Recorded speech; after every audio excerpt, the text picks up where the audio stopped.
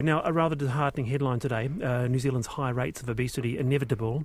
We are amongst the fattest nations in the world. Shall we just give up now and accept high obesity rates and deaths?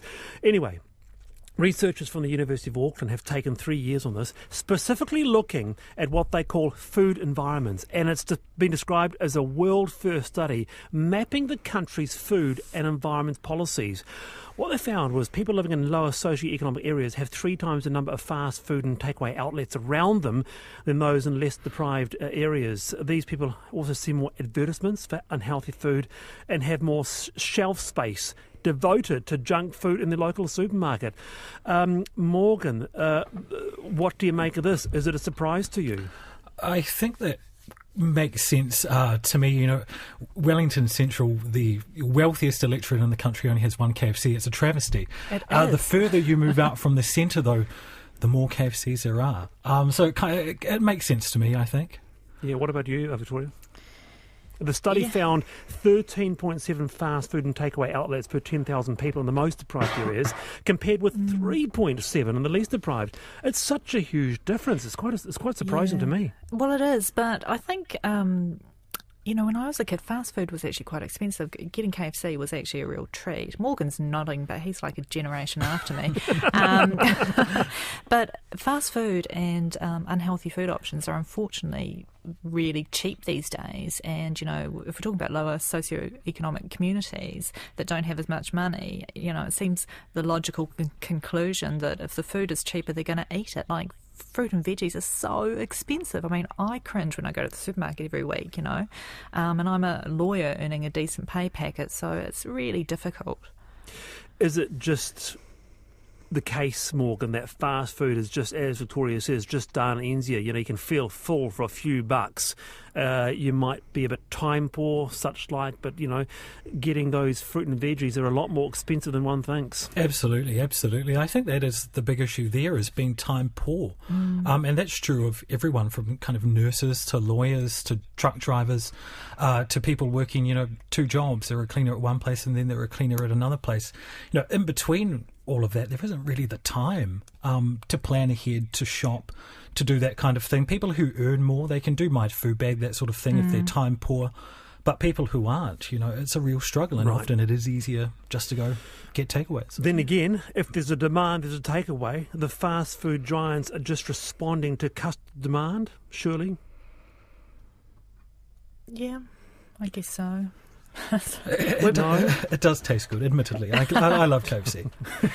Yes, indeed. The odd KFC as a treat, nothing, I was going to say nothing wrong with it, but it's just damn tasty, as you like, Morgan.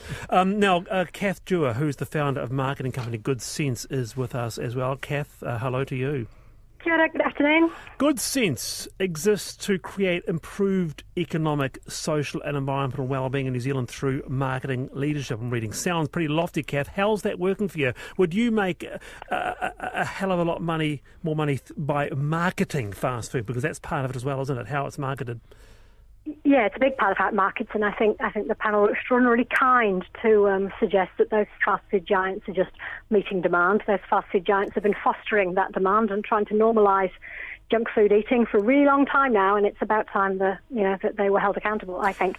Yeah, GoodSense is working really well. There's a huge growth in people across New Zealand, all different ages and stages of life, all different income groups, who want to be buying from companies who are doing the right thing by nature and people, but they're often not aware of what those companies are doing or what's happening, so it's our job to help those organisations and brands get the word out there. It is quite extraordinary. I mean, if I go back, I live in Auckland Central right now, but if I go back to where I lived when I was young out in South Auckland, the whole map of that area, Kath, has just changed in the last 30 years. And I kid you not, it's either, these instant finance places, or it is fast food.